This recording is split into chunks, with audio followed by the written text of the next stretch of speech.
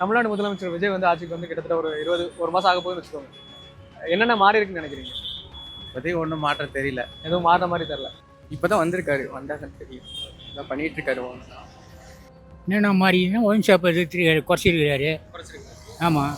நான் பார்த்த அளவுக்கு பெருசாக எதுவும் மாறல. எடுத்தோடனே மாற முடியுமா? அவரே இப்போ தானே வந்தார், எடுத்தோடனே எல்லாமே மாற்ற முடியாது. அவர் முதல்ல மாறவே இல்லைங்களே, அவரே மாறலையே. அவர் மாறினா தான் அவரால் எதையாக மாற்ற முடியும். 25 நாள்லாம் ஒன்றுமே சொல்ல முடியாதுங்க. அவரே 60 நாள் டைம் கேட்டிருக்காரு. உடனே வந்து எதையும் செய்ய முடியாது, கொஞ்சம் டைம் கொடுக்கணும். நீங்க ஒருவேளை முதலமைச்சர் ஆகுறீங்க அப்படின்னு சொன்னா நீங்க என்ன மாத்துவீங்க? நான் எங்கேருந்து முதலமைச்சர் ஆக போகிறேன்? தமிழ்நாட்டில் எல்லாருக்கும் கல்வி கிடைக்கணும்னு விருப்பப்படுவேன். கல்வியை மாற்றணும், எஜுகேஷன்.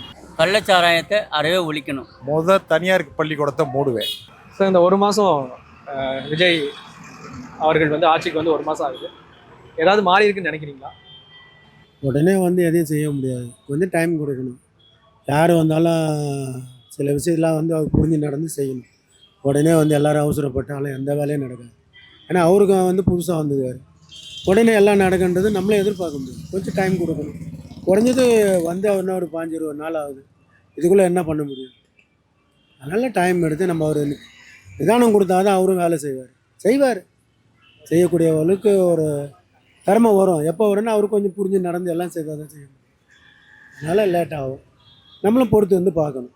ஒருத்தர் 5 வருஷம் 50 வருஷம் கொடுத்ததெல்லாம் போச்சு, அவளால் பொருத்தம். இப்போ ஒரு வந்திருக்காரு புதுசாக வந்துருக்காரு, ஒரு 5 வருஷம் கொடுத்ததில் ஒரு 2 மாதம் 3 மாதம் கொடுத்து பார்த்து அதுக்கப்புறம் நம்ம எதிர்பார்க்கறதுல கண்டிப்பாக அவர் செய்வாரா செய்ய மாட்டார் நம்ம கேட்கலாம். உடனே கேட்டால் எல்லாமே கிடைக்கின்றது கிடைக்காதுல்ல. கடவுள்கிட்ட போய் சாமி கும்பிட்னா உடனே கொடுத்துருவாரா? சரி, ஓகே. என்னென்ன மாறணும் அப்படின்னு நீங்கள் நினைக்கிறீங்க? நிறைய இருக்குது, மாற்றம்ன்றது நிறைய இருக்குது, இது மட்டும் கிடையாது. மாற்றம்னா நிறைய வசதியெல்லாம் பண்ணிக்கணும். பஸ்ஸு வசதி, ரோடு வசதி, தண்ணி வசதி, மக்களுக்கு தேவையான முக்கியமானது அது. அதே மாதிரி வரி, இந்த முதல்ல குடிக்கிறது, ஒயின் ஷாப்பு எவ்வளோ முடியுமோ எவ்வளோ எடுக்கிறோமோ அவ்வளோ தமிழ்நாட்டுக்கு நல்லது.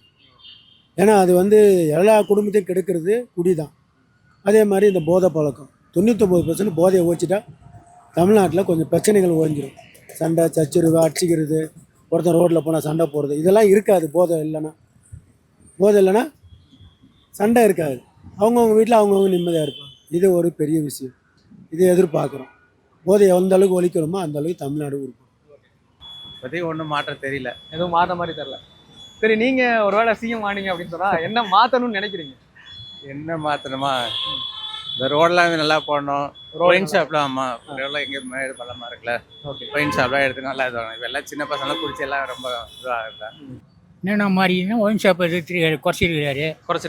ஆமாம். அடுத்தது இப்போ மகளிருக்கெல்லாம் பணம் கொடுக்க மாட்டேனாரு, முதியோருங்களுக்கெல்லாம். அது 1000 ரூபாய் அவருக்கு சொன்னபடி போட்டுட்டாரு.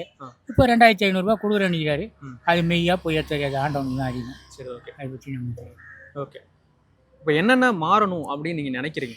என்னென்ன மாறணும்னா ஒயின் ஷாப்பே எடுத்தவரை நல்லா சந்தோஷப்படுவேன் நான். ஒட்டுமொத்தமாக எடுத்துடணும் அப்படின்னு. ஓகே, வேறு என்ன, இந்த பஸ்ஸு எல்லாம் கொஞ்சம் இது பண்ணணும். லேடிஸ் சீட்னா லேடிஸ் சீட்டில் போகணும், ஜென்ஸ் சீட்னா ஜென்ஸ் சீட்டில் வந்து உட்காரக்கூடாது. பழைய கண்ட்ரோல் வந்தால் நல்லாயிருக்கும். நான் பார்த்த அளவுக்கு பெருசாக எதுவும் மாறல. அந்த கான்வே மட்டும் பார்த்துட்டு இருந்தேன். ஏன்னா பாதி சைடு ரோட்டில் விடுறாங்கன்னாங்க, அது மட்டும் தான். மற்றபடி நார்மலாக தான் போயிட்டு. ஒருவேளை நீங்கள் சிஎம் ஆகுறீங்க அப்படின்னு நீங்கள் தமிழ்நாட்டில் இதை மாற்றணும் அப்படின்னு நினைக்கிற விஷயம்னா என்ன மாற்றணும்? மாற்றணும்னா ஃபஸ்ட்டு ட்ரைனேஜ் ஃபெசிலிட்டிஸ் கரெக்டாக பண்ணணும். நம்ம ட்ரைனேஜ் ஃபெசிலிட்டிஸ் பண்ணாலே பாதி பிரச்சனை இதுவாகிடும்.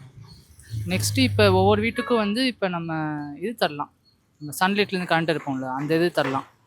அது ஆல்ரெடி மானியமாக கொடுத்துட்ருக்காங்க. இருந்தால் நம்ம கம்பல்சரியாக பண்ணோம்னா கரண்ட்டும் நம்ம இது சேமிக்கலாம். ஆனால் இப்போ திடீர்னு ஒரு நாள் நீங்கள் முதலமைச்சர் ஆகிடுறீங்க அப்படின்னு சொன்னால் தமிழ்நாட்டில் ஃபஸ்ட்டு என்ன மாற்றுவீங்க? ஃபஸ்ட்டு சாராய கடையை ஒழிப்பேன்.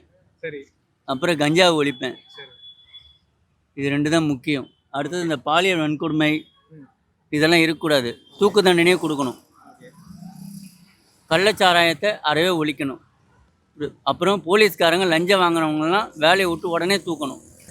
அது இன்ஸ்பெக்டராக இருந்தாலும் சரி, எஸ்ஐயாக இருந்தாலும் சரி, ஐஏ ஆஃபீஸராக இருந்தாலும் சரி, ஆஃபீஸரில் எவன் லஞ்சம் வாங்கினாலும் வேலையை விட்டு நீக்கணும். இந்த ட்ரான்ஸ்ஃபர் பண்ணுறது அதெல்லாம் இருக்கக்கூடாது, வேலையை விட்டே தூக்கணும். இப்போது இந்த 25 நாள் விஜய் அவர்களுடைய ஆட்சி வந்து எப்படி இருக்குன்னு நினைக்கிறீங்க? ஏதாவது மாற்றங்கள் ஏற்பட்டுருக்கு? 25 நாள்லாம் ஒன்றுமே சொல்ல முடியாதுங்க. அவரே 60 நாள் டைம் கேட்டிருக்காரு. 25 நாளில் ஒன்றுமே பண்ண முடியாது. இன்னமும் பாலியல் வன்கொடுமை பலாத்காரம் இருந்துன்னு தான் இருக்குது, நடந்துன்னு தான் இருக்குது. அவருக்கு எங்கே டைம் இருக்குது? பாவம் துண்டு சீட்டை போட்டு தான் படிக்கிறாரு. அவர் ஸ்டாலின் எப்படி படித்தாரோ அவர் தான் இவரும் படிக்கிறாரு. சொந்தமாக அவங்க படிக்கவும் முடியல, அவங்களால படிக்கவும் தெரியல. அதுதான் உண்மை. 25 நாள்லாம் ஒன்றுமே பண்ண முடியாது. ஆனால் சொல்கிறதுக்கு நல்லா தான் இருக்குது, கேட்கறதுக்கு நல்லா தான் இருக்குது. 60 நாள் டைம் கொடுக்கணும். ஒருவேளை நீங்க சிஎம் ஆகுறீங்க அப்படின்னா முதல்ல தமிழ்நாட்டுல என்ன மாத்தணும் அப்படின்னு நினைப்பீங்க? கல்வியை மாற்றணும், எஜுகேஷன். எஜுகேஷன் சிஸ்டம் மாத்தணும். எந்த மாதிரி மாத்தலாம்? அரசு பள்ளியும் ப்ரைவேட் பள்ளியும் ஒரே மாதிரி எஜுகேஷன். கவர்மெண்ட் இது ப்ரைவேட் ஸ்கூல் ஃபீஸை கூட கவர்மெண்ட்டே எடுத்து எல்லா குழந்தையும் சமமாக படிக்க வைக்கணும். அதை மாத்த எஜுகேஷன் கொடுத்தாவே போதும், நல்ல நிலைமைக்கு வந்துடுவாங்க எல்லாரும், எல்லாமே சரியாயிடும். விஜய் அவர்கள் ஆட்சி அமைச்சு ஒரு 25 நாள் ஆகுது. இதுல என்னென்ன மாறி இருக்குன்னு நீங்க நினைக்கிறீங்க? அவர் முதல்ல மாறவே இல்லைங்களே, அவரே மாறலையே. அவர் மாறினா தான் அவரால் எதையாவது மாற்ற முடியும். அவர் முதல்ல மாறல. அவர் ஸ்டைலு, அவர் ஸ்பீச்சு எல்லாமே வந்து எதுவுமே மாறல. முதல்ல அவர் மாறணும், அப்போ தான் அவரால் மாற்ற முடியும். அவங்களோட உள்ளுறுப்புன்னு ஒன்று இருக்கும்ல, அதை அறுத்துருவேன். அதை அறுத்து எல்லாரும் முன்னாடி இங்கே தொங்கலாக விடுவாங்களே, அந்த மாதிரிலாம் பண்ணுவாங்க. இஷ்யூ இருக்கு. இப்ப நீங்க வந்து ஒரு நாள் சிஎம் ஆகுறீங்க அப்படின்னு வச்சுப்போம். அப்படின்னா நீங்க என்ன மாத்துவீங்க? ஒரு நாள் சிஎம்லாம் ஒன்றும் பண்ண முடியாது. மாற்றோன்னா போதையை கண்டிப்பாக ஒழிச்சிடுவோம். மெயின் வந்து போதை, நாட்டை கெடுக்கிறது போதை. அந்த போதையை ஒழிச்சிட்டா கண்டிப்பாக எந்த நாடாக இருந்தாலும் உட்பட்டு வேறு எதுவுமே தேவை கிடையாது. அதுக்கப்புறம் எல்லாமே மாறிடும். போதை தான் எல்லாத்தையும் கெடுக்கிறது. ஒருத்தன் வேலைக்கு போகிறதுலேருந்து குடும்பத்தை காப்பாற்றுலேருந்து எல்லாமே போதை தான். அந்த போதையை கெடுக்கிறதே பொழப்பே எல்லாமே டோட்டலாக முடிஞ்சுது. அதில் குடிச்சிட்டு காலைல குடிக்கிறான்னா என்ன பண்ணுறான், நைட்டு 12 மணிக்கு குடிக்கிறான், 1 மணிக்கு குடிக்கிறான், டைமே கிடையாது. அதனால் போதை எந்த அளவுக்கு ஒழியுதோ அந்த அளவுக்கு நாடு உருப்பிடும். அவங்கவுங்க வேலையை பார்க்க ஆரம்பிச்சிடுவாங்க. போதை இருந்தால் என்ன பண்ணுவான், குடிப்பான், கஞ்சா அடிப்பான், சிகரெட் பிடிப்பான். சிகரெட்டில் ஓச்சிடணும். எனக்கு தெரிஞ்சு அதெல்லாம் நோய் தான், ஒரு கேன்சர் வரக்கூடிய ஒரு பொருள். அதனால் என்ன நமக்கு, அதனால் என்ன பலன்? ஒன்றுமே கிடையாது. சிகரெட்னாலே குடியினாலே எந்த ஒரு இதுவுமே கிடையாது. அதனால் வந்து அது தேவையில்லாத ஒரு அத்தியாவசிய பொருள். அதை ஓச்சிடுறது நல்லது. இப்போ போதையை ஒழிக்கிறது அப்படிங்கிறது எந்த அளவுக்கு சாத்தியம் நினைக்கிறீங்க? அதோட தீர்வு, ஏன்னா இப்போ டாஸ்மாக் கடையை மூணா போதையை ஒழிச்சிரும்னு சொல்ல முடியாதுல்ல. அப்படி கிடையாது. என்ன சொன்னால் சிலதெல்லாம் வந்து ஒரு சிஎம் இருக்கிறாருன்னா அது சிலதெல்லாம் கண்ட்ரோல் பண்ண தான் பண்ண முடியும். உடனே எல்லாம் பண்ண முடியும்னு சொல்ல முடியாது. டைம் கொடுக்கணும். அந்த டைம் கொடுத்து ஒரு டைம் எல்லாரையும் அந்த சீனியாரிட்டி பிரகாரம் எல்லாரையும் வச்சு அதை வேலை வாங்கினா, கரெக்டான முறையில் வேலை வாங்கினா அது ஓஞ்சிடும். ஆனால் சும்மா வந்து நான் செய்திருவேன்னு வாயால் சொல்கிறது எதுவும் நடக்காது. அது எதுக்கு பொறுப்பாளர் போட்டு அவங்களால நிர்வாகத்தை கரெக்டாக ஃபாலோ பண்ணாங்கன்னா அந்த ஒழிஞ்சிடும். ஒழியாதெல்லாம் ஒன்றும் பெரிய விஷயம் கிடையாது.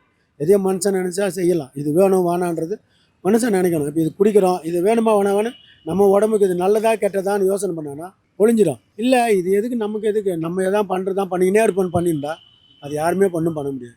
அதுக்கு என்ன காரணம்? அவன் அடிமை ஆகிட்டான். அவன் அடிமை ஆனது அவன் திருந்தாத என்ன பண்ண முடியும்? சார் நான் என்ன சொல்கிறேன்னா, எல்லாரும் நல்லது பண்ணுற முடியாது, கொஞ்சம் லேட்டாக தான் ஆகும். புரிஞ்சுங்களா? மக்கள் ஒரு மாற்றம் கேட்குது. ஒரு நாள் இருந்தால் நீ இவ்வளோ நாள் பார்த்தேன், நான் இவ்வளோ நாள் பார்த்தேன், நான் கொஞ்ச நாள் பார்க்குறாங்க. அது பார்த்தா தான் அந்த வழி தெரியும். எல்லோரும் பார்த்துக்க முடியாது. இப்போ வந்தோடனே எங்கள் ஐயா வந்து முதல்ல 2000 கொடுத்தாரு, முதல்ல 4000 கொடுத்தாரு, எல்லாம் வாங்கி ஓச்சில் நன்றி இல்லாத மக்கள் ஓட்டு போட்டுருங்க. என்ன பண்ணுச்சு? ஒன்றுமே பண்ணலையே. சொல்லுங்கள். இவர் ஒரு ரூபாயில் முதல்ல இந்த ஃப்ரீலாம் விட்டுணுங்க. ஃப்ரீயாக தரக்கூடாது. விலைவாசி கண்ட்ரோல் பண்ணணும். வைக்கிற ஒரு எண்ணெய் எவ்வளோ ரேட் விற்கிது இன்றைக்கி, அரிசி என்ன ரேட் விற்கிது, தக்காளி ரேட் விற்கிது, இதெல்லாம் விலைவாசி கண்ட்ரோல் பண்ணணும். இந்த ஆட்டோ வந்து சாதாரண ஒரு குடித்த நமக்கு வாழ்வாதாரம் தான் இந்த ஆட்டோ ஓட்டுறான். இந்த ஆட்டோ 3 லட்ச ரூபா இந்த மாதிரி விற்றா எப்படி யார் வாங்குறது? வாங்கி கட்ட முடியுமா? அவன் வாழ்வாதாரமே இல்லாத ஓடுது, எப்படி கட்ட முடியும்? இன்றைக்கி விலைவாசியில் ஏறிட்டுது, ஒன்றுமே பண்ண முடியல. அன்றைக்கி வந்து ஒரு எனக்கு தெரிஞ்சு 50 ரூபா கோல்டு இருந்தது, இன்றைக்கி 180 ரூபா விற்கிது. எப்படி வாங்கி சமையல் பண்ண முடியும்? சொல்லுங்கள். கஞ்சா ஒழிக்கிற கஞ்சா அது தேவை தான். கஞ்சா ஒழிக்கிறது அதெல்லாம் முக்கியமாக இருந்தால் சாராயெல்லாம் ஒழிக்க முடியாதுண்ணா. அவனை கொஞ்சம் குடி சொல்கிறான். எங்கே அதெல்லாம் ஒழிக்க முடியாது. ஏன்னா 4 கிலோமீட்டர் தள்ளி கூட வந்து குடிப்பை தான் குடித்தான் செய்வாங்க. மெயின் ரோடு எடு, ஒரு ஸ்கூல் இருக்குது, ஒரு கல்வி வாசல் இருக்குது, பக்கத்து இடத்துல ஒரு அதெல்லாம் எடுத்துடு. ஃப்ரீயே கொடுக்கூடாதுண்ணா. ஃப்ரீனால தான் கெட்டு போகுது. இந்த அம்மா ஓட்டை போட்டுக்கிறாங்க. தரமான இட்லி 5 இட்லி கொடு, 2 சட்னி கொடு. ஒழுங்காக செய்யலாம், அவன் வேலை விட்டு தூக்கு. எவ்வளோ பேர் நம்மளாம் சொல்கிறேன், சப்பாத்தி கொடுக்குற 5 ரூபா சப்பாத்தி கொடு, ஏன் கம்மியாக கொடுக்குற? இன்னும் 2 சட்னி நல்லா கொடு, அதான் சாப்பிடுவாங்க. நீ 1 ரூபாய்க்கு போடுற, 1 ரூபாய்க்கு ஒன்றும் போட சொல்லலை. அது மாதிரி அரிசி நல்லதாக கொடு, ரேஷன் அரிசி கொடுக்குற நல்லதாக கொடு. இப்போ 1 ரூபா கொடு, ஏன் ஃப்ரீ கொடு? 5 ரூபா கொடுத்து நல்ல அரிசியாக கொடு. நாங்கள் வெளியே எவ்வளோ கொடுத்து 80 ரூபா கொடுத்து அரிசி வாங்குறோம் வெளியே. எல்லோரும் 80 ரூபா கொடுத்து வாங்கி சாப்பிட முடியுமா? ஒரு வேளை அவன் பட்டினியாக இருக்கிறான், இன்னும் 3 வேளை சாப்பிடாமல நிறைய பேர் இருக்காங்க. சொல்லுங்கள். எல்லாம் விலைவாசி ஏறி போகுது. இப்போ கல்வி கட்டலாம் சும்மா இருக்குது. காலையில் போய் டொனேஷன் இவ்வளோ அவ்வளோ லஞ்சம் வாங்கினா கேட்காதாங்க. பில்லும் கிடையாது, ஒன்றும் கிடையாது. அங்கே கொடுத்துட்டு தான் வராங்க. அங்கே பேரம் பேச முடியுமா? சரி, இதெல்லாம் ஒன்றும் பண்ண முடியாது. எல்லாம் லேட் ஆகணும், எல்லாம் அவ்வளோ சீக்கிரம் நடக்க முடியாது. லேட்டாக உடனே வந்து உடனே பண்ண முடியாது. இப்போ ஒன்றுமே இப்போ நம்ம வீட்டில் ஒரு பிரச்சனை இருக்குது, ஒன்றே பண்ண முடியுதா? பல வருஷமாக ஓடுது. அது வந்து இது எல்லாரும் பிரச்சனை எல்லாம் ஒன்றுமே செய்ய முடியாது, லேட்டாக தான் ஆகும். அவர் சாதாரண வந்து அவர் வந்து நடிக்கிற மக்கள் ஏதோ மக்கள் வந்திருக்காங்க, உடனேலாம் செய்ய முடியாது. அவர் என்ன வந்து சொல்கிறார், கெஜ்ரிவால் ஒன்றுமே கிடையாது. அப்போ எங்கள் ஐயா வந்து ஸ்டாலின் ஐயா கெஜ்ரிவால் எடுத்து கொடுத்தாரு, வந்தோடனே 4000 கொடுத்தாரு, 2000 கொடுத்தாரு, பணம் வாங்கினாங்களா இல்லையா? அதெல்லாம் செய்ய முடியாது. ஓசியில் கொடுக்குறதே விட்டுருணும் முதல்ல. இப்போ மெட்ரோ ட்ரெயினேஜ் அந்த மாதிரி எல்லா வரையும் ஏற்றி விட்டாங்க. ஈபிலாம் பாருங்கள், மாதம் ரீடிங் எடுக்கணும், 2 மாதத்துக்கு எடுத்துகிட்டு போட்டு தாளிக்கிறாங்க. ஒரு மளிகை சாமான் பில்லு கட்டலாம், டிவி பில்லு கட்டலாம், எப்படி கட்ட முடியும்? கட்ட முடியல. மாதம் ரீடிங் எடுக்கணும், எங்கே எடுக்கிறாங்க? ஒரு 450 500 யூனிட் வச்சுங்க, 3 யூனிட் போனால் டபுள், எப்படி கட்ட முடியும்? மாதம் ரீடிங் எடுக்கணும், மாதம் ரீடிங் எடுக்கிறதே கிடையாது, வரது கிடையாது. கேட்ட ஆள் இல்லை, பட்டதை குறையாக்குது, அதுக்கு. ஆனால் மற்றெல்லாம் மட்டும் செய்து மட்டும் இதாக பண்ணுறாங்க. தனியார் பள்ளிக்கூடத்தை மூடுவேன். மூடிடுவீங்க. சரி. அனைவருக்கும் இலவசம் கல்வி, அனைவருக்கும் மருத்துவம் ஃப்ரீ. இது 2 தான் முதல் வேலை. இது 2 பண்ணிட்டா இதுதான் உங்களுடைய முதல் கேள்வி. ஆமாம். இப்போ நாங்கள் வெளிநாடோட கம்பேர் பண்ணிங்கன்னா, இப்போ லண்டனில் எடுத்துக்கிட்டிங்கன்னா, அமெரிக்காவில் எடுத்துக்கிட்டிங்கன்னா மருத்துவம் ஃப்ரீ, ஓகே, படிப்பு ஃப்ரீ, ஓகே. அதுக்கெல்லாம் நம்ம கட்டுற டேக்ஸோட கரெக்ட் பண்ணிடுறான். அப்போ வாழ்வாதாரம் வளர்ச்சி அடையுது. இது யாரும் இப்போ மெயின்டைன் பண்ணுறது இல்லை. அது சாத்தியப்படும் நினைக்கிறீங்களா? நிச்சயமாக சாத்தியப்படும். ஒயின் ஷாப்பையும் கண்ட்ரோல் பண்ணணும். 25 21 வயசு தான் எக்காரணம் மட்டும் இருக்கணும். பாரெல்லாம் இப்படி இருக்கக்கூடாது. பக்கத்தில் இருக்கிற பாண்டிச்சேரி எப்படி இருக்குது அதுபோல் நீட்டாக இருக்கணும், டிசிப்ளின் இருக்கணும். குடிச்சிட்டு ரோட்டில் நிற்கக்கூடாது. இப்போ கீழே கிடக்கிறவனை எல்லாம் தூக்கி போட, 5 நாள் 10 நாள் உள்ளே போட்டு ரிமாண்ட் பண்ணு அப்படின்னு போடணும். சட்டம் ஒழுங்கு பக்காவாக இருக்கணும். 2 பேர் பள்ளிக்கூடத்தில் படிக்கிற பிள்ளையாக இருந்தாலும் சரி, பள்ளிக்கூடம் விட்டால் வீட்டுக்கு போகணும். ஆங்காங்கே ரோட்டில் நின்றுக்கிட்டு நம்ம மாணவர்கள்னு இந்த ஃப்ரீ கூட கட்டுப்பாடு இல்லாமல் விட்டு வச்சுருக்காங்கல்ல, அதெல்லாம் இந்த நாட்டுக்கு பெரிய கேடு. பிரச்சனை இல்லை. ஆனால் இவங்கெல்லாம் மற்றவங்க எல்லாம் சொல்லுவாங்க இலவசம்னு. மற்ற இலவச அரிசி கொடுத்ததுனால தான் இன்றைக்கி எல்லாரும் அடிமட்ட தொண்டெல்லாம் படிக்க பார்க்கணும். உங்களுக்கு நம்ம சென்னையை வச்சு மட்டும் பேசக்கூடாது, கடைகோடியை தமிழ்நாடு ஃபுல்லாக போய் பார்க்கணும். அப்படி பார்த்தீங்கன்னா கடைகோடியில் போய் பார்த்தீங்கன்னா இந்த இலவச அரிசி இல்லைன்னா குடும்பம் பட்னியாக கிடக்கும். இலவச பஸ் பாஸ் கொடுத்ததுனால எத்தனை பிள்ளைங்க சிட்டியில் வந்து படிச்சிருக்குன்னு நம்ம பார்த்துருக்குறோம். இலவசமாக அரசாங்கம் கல்வியை இன்றைக்கி ரெடி அன்பில் மகேஷ் பண்ணதுனால எத்தனை பிள்ளைங்க வெளிநாடு போயிருக்கு, எவ்வளோ பர்சன்டேஜ் பாஸ் பண்ணியிருக்கு, அந்த ப்ரைவேட்டு கவர்மெண்ட் ஸ்கூல்லாம் எந்த அளவுக்கு டெவலப் பண்ணியிருக்காங்க, இதெல்லாம் நம்ம பார்க்கணும். நம்ம ஏதோ சும்மா விளையாட்டாக பேசிட்டு போகிறதில்ல. ஒருத்தனை குறை சொல்கிறதுக்கு 1000 சொல்லலாம் சார். ஒரு ஆட்சி நல்லது பண்ணி எம்ஜிஆர் இருந்தாருன்னா 11 வருஷம் அனுபவப்பட்டார். ஜெயலலிதா இருந்தால் அவரோட சேர்ந்து பயணிச்சு, நடிகையாக இருந்தாலும் எந்த நடிகராக இருந்தாலும் அவங்கெல்லாம் 11-20 வருஷம் பயணப்பட்டு நாட்டை தெரிஞ்சுக்கிட்டு பசிப்பட்டினியாக வாழ்ந்தவங்க. இவர் பசினா என்னன்னு தெரியாது. அதனால இவருக்கும் சொல்றாரு, பதவியேற்பு விழாவே சொன்னாரு, நானும் பசியெல்லாம் பார்த்து தான் வந்தேன். என்ன பசி பார்த்தாரு அவரு? சின்ன வயசு. அவங்க அம்மா பக்கத்தில் யாராவது சாப்பாடு, சின்ன வயசுல வந்து வளர்ந்து வந்துட்டாரே, விவரம் தெரியறதுக்குள்ள வளர்ந்துட்டார். சாலிகிராமம் தான் அவர் இருந்த வால்லோக்கு ஸ்கூலில் தான் படித்தார். அதெல்லாம் ஒன்றும் குறையெல்லாம் கிடையாது. சல்லுன்னு வந்துட்டார். கதாநாயகனை வந்து பெரிய லெவலாக்கி நம்பர் 1 ஆக்கி எல்லாம் பண்ணிட்டாங்க. யார் காலெல்லாம் முடிச்சு நீங்கள் வந்தீங்களா அவங்களையெல்லாம் இப்போ வாரிக்கிட்டு இருக்கீங்க. அதுதான் ஏற்றி விட்ட ஏனியே எட்டி உதைக்கக்கூடாது யாருக்கு. சரியாதே பேசுங்க, அரசியல் பேசணும், தவறு கிடையாது. ஒருத்தர் ரொம்ப கேவலமாக பேசி நீ முதலமைச்சர் ஆகிட்டீங்க, முதலமைச்சர்னா எனக்கு நீங்கள் முதலமைச்சர், எதிரிக்கும் நான் முதலமைச்சர், அப்போ எதிரியை மரியாதை, அதெல்லாம் அவர் கற்றுக்கணும். அவர் நம்மளோட ஒரு 6-7 வயசு கம்மியான ஆள் தான், கற்றுக்கணும். இல்லைன்னா கற்றுக் கொடுக்கணும், வேறு வழி இல்லை. இப்போ ஒரு கேள்வி உங்ககிட்ட, நீங்கள் ஒருவேளை முதலமைச்சர் ஆகுறீங்க அப்படின்னு சொன்னால் நீங்கள் என்ன மாற்றுவீங்க? நான் எங்கேருந்து முதலமைச்சர் இல்லை, ஒருவேளை ஆனால் இதை நான் கண்டிப்பாக மாற்றுவேன் அப்படின்னு சொன்னால் நீங்கள் என்ன நினைக்கிறீங்க? நான் மாற்றுவேன். மக்கள் குறைய என்ன இருக்குதோ அதை இது பண்ணுவேன், பயன்படுத்துவேன். அவங்களுக்கு என்ன தேவையோ அதை செய்வேன். இல்லை, தேவையாக செய்கிறது வந்து பொதுவானது. இப்போது தமிழ்நாட்டில் இதை கண்டிப்பாக மாற்றி ஆகணும், இதனால் ஜனங்க ரொம்ப கஷ்டப்படுறாங்க, இது மாற்றினா தமிழ்நாடுக்கு வந்து நிச்சயமாக அது உண்மையான ஒரு மாற்றமாக அமையும் அப்படின்னு நினைக்கிற ஒரு விஷயம்.